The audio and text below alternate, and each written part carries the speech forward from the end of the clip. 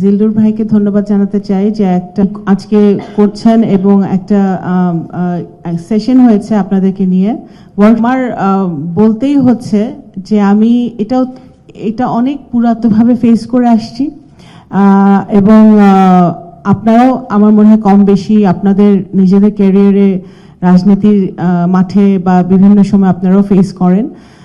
কিন্তু এখানে যারা উপস্থিত বিভিন্ন দলের নেতৃবৃন্দরা এসছেন, আমার বোনরা এসছেন, মিডিয়ার ভাইরা এবং এখানে ডিস্টিংগুইশ স্পিকার্স, সবাইকে শুভেচ্ছা জানাচ্ছি। আমি প্রথমেই বলতে চাই যে মেয়েদের যুদ্ধটা আমার মনে হয় যে মোরাললেস জন্মের পর থেকে শুরু হয়ে যায়। জন্মের পর থেকে যুদ্ধ শুরু হয়ে যায়। পরিবারে যুদ্ধ এক ধরনের একটা যুদ্ধ করতে হয়, ফ্যামিলিতে যুদ্ধ করতে হয়। যখন আপনি যে কোনো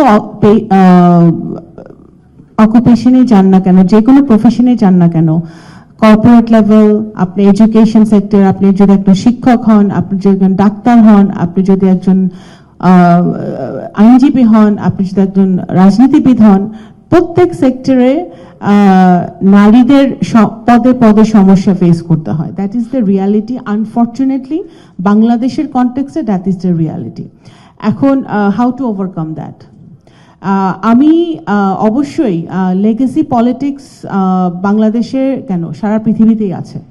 that is not a problem. Legacy politics থেকে মানুষ আসবে, যারা যোগ্য তারা টিকে থাকবে, যারা যোগ্য না তারা ঝরে যাবে। এরকমও অনেক প্রমাণ আছে যে যারা যোগ্যতা দেখাতে পারেনি, যারা কাজ করতে পারেনি, তারা ঝরে গেছে। বাট যারা সাস্টেইন করতে পেরেছে, আমি তো সবসময় একটা কথা বলি যে আমি যেহেতু একজন পলিটিক্যাল ওয়ার্কার, আমি একজন রাজনৈতিক কর্মী, আমি তৃণমূল থেকে রাজনীতিটা করছি, এখনো আমি তৃণমূলের রাজনীতি করি, ঠিক আছে? এখন আমি যেটা দেখেছি যে মেয়েদের কে টিকে থাকতে হলে না, বিশেষ করে রাজনীতিতে, আপনার তৃণমূলকে ক্ষমতায়ন করতে হবে। তৃণমূলে যারা নারীরা আছে তাদেরকে ক্ষমতায়ন করতে হবে। That is the first priority. আমাদের দেশের হিস্ট্রি বলে, আমাদের দেশে নারী প্রধানমন্ত্রী দেশনেত্রী বেগম খালেদা জিয়া ছিলেন, শেখ হাসিনা ছিল, অনেক দিন ছিলেন। তারপরেও কিন্তু উইমেন এম্পাওয়ারমেন্ট যাকে বলে সেটা বস্তুত অর্থে কিন্তু আমরা পাই নাই, বিকজ রুট লেভেল থেকে নারীর ক্ষমতায়ন হয় না। আপনি দেখবেন প্রথম থেকেই ইউনিয়ন লেভেলে, আপনারা জানেন প্রত্যেক ইউনিয়নে একজন নারী ভাইস চেয়ারম্যান নির্বাচিত থাকে। এটা খুবই ভালো পদ্ধতি। আবার ইউনিয়ন আপনি হিসাব করে দেখেন আমাদের দেশে কতগুলো ইউনিয়ন চেয়ারম্যান হিসেবে নারীকে মনোনয়ন দেয় রাজনৈতিক দলগুলো? খুব একটা পাবেন না, মানে অলমোস্ট জিরো। আচ্ছা, including my own party BNP. আমি উপজেলা আসেন, এখন উপজেলা নির্বাচনে আমাদের এতগুলো উপজেলা বাংলাদেশে, আপনি যদি 30%ও আমরা যদি বা 20% যদি আমরা নারীদেরকে উপজেলা তে আমরা নমিনেশন দিতাম, তাহলে এতদিনে আমাদের অনেক বেশি উইমেন লিডারশিপ তৈরি হতো এবং ওনারাই কিন্তু আস্তে আস্তে আপনার পার্লামেন্ট ইলেকশনের জন্য তারা তৈরি হতো। এই আমাদের 2026-এ যে ইলেকশন হলো, সেই ইলেকশনের কথা আমি বলতে চাই না, because I myself as a political worker is very disappointed. কারণ এখানে আমাদের কোনো নারীর, মানে দেয়ার ভেরি ফিউ, বিএনপি থেকে অনেক কম নারীকে নমিনেশন দেওয়া হয়েছিল ডিরেক্ট ইলেকশনে। আমি এরকম গত 17-18 বছরে জিল্লুর ভাই এরকম বহু প্রোগ্রামে আমি গেছি, যেখানে আগে তো আওয়ামী লীগ ছিল, এখন আমাদের জামাতে ইসলামের বোনরা আছেন। আওয়ামী লীগ এবং বিএনপির নারী নেত্রীরা ডিরেক্ট ইলেকশনের ক্ষেত্রে সবাই কিন্তু ঐক্যবদ্ধ ছিল। বিভিন্ন প্রোগ্রামে আমি গেছি এবং এভরিবডি ওয়ান্টেড যে এই যে ইলেকশন কমিশন কর্তৃক যে প্রদত্ত যে ইয়েটা আরপিওটা, এইটা পলিটিক্যাল পার্টিগুলো ফলো করুক। এবং আমি ওভার অ্যান্ড ওভার এগেন, আমি এই নির্বাচনের আগেও আমি বলেছি, বহু প্রোগ্রামে আমি বলেছি, আনলেস অ্যান্ড আনটিল রাজনৈতিক দলগুলোর মনস্তাত্ত্বিক পরিবর্তন হচ্ছে, সেই না হওয়া পর্যন্ত এই সমস্যার সমাধান হবে না। আমাদের পলিটিক্যাল পার্টিগুলোর কনসিয়াসলি বুঝতে হবে যে আপনার যেখানে বিশেষ করে বাংলাদেশে যেখানে আমাদের অর্ধেক পপুলেশন নারী, সেখানে বাংলাদেশের কোনো উন্নয়ন, when you talk about development, no development is possible without when you leave behind this 50%. কোনো ডেভেলপমেন্ট সম্ভব না। তো সেই জায়গাটা থেকে আমাদের অবশ্যই নারী শিক্ষা, নারীদের ক্ষমতায়ন, সেটা সবচেয়ে বেশি গুরুত্ব দিতে হবে, এবং সেটা যখন পলিটিক্যাল পার্টিগুলো বুঝতে পারবে তখনই কিছু হবে।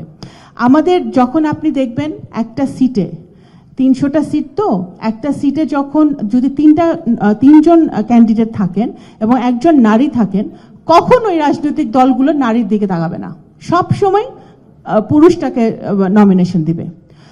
এবং এই যে মনস্তাত্ত্বিক যে সমস্যাগুলো, এই সমস্যাগুলো যতদিন আমরা চেঞ্জ না করতে পারবো, রাইটলি সেড, এখানে এই যে ও বলেছে অনেকদিন পরে তোমার সাথে দেখা হলো, ও রাইটলি বলেছে যে আমাদের স্ট্যান্ডিং কমিটিতে একজন নারী, আমাদের ভাইস চেয়ারম্যান কয়জন আছে, আমাদের অর্গানাইজিং অনেক দিন পরে দেশনেত্রী বেগম খালেদা জিয়া লাস্ট কাউন্সিলে ওনাকে আমি মানে অত্যন্ত মানে শ্রদ্ধার সাথে আজকে স্মরণ করতে চাই যে আমাদের 2জন অর্গানাইজিং সেক্রেটারি উনি করেছিলেন লাস্ট কাউন্সিলে, এবং উনি লাস্ট কাউন্সিলে চেষ্টা করেছেন যে আরো অনেক বেশি আমাদের এক্সিকিউটিভ কমিটিতে নারীদেরকে স্থান দেওয়ার।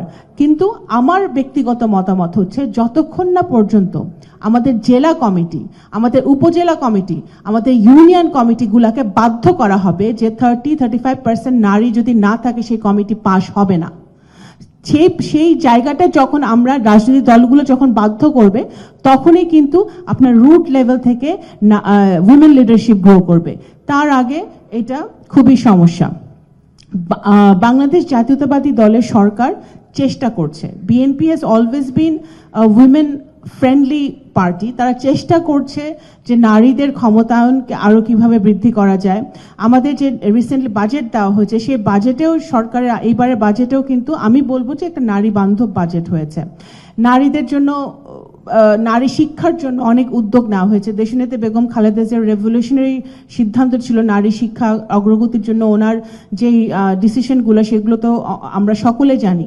সেটাকে আরো এক ধাপ আগিয়ে নিয়েছেন বর্তমানে মাননীয় প্রধানমন্ত্রী, যে এখন একেবারে আপনার গ্র্যাজুয়েশন পর্যন্ত নারীদের শিক্ষা উনি ফ্রি করার ব্যবস্থা করছেন।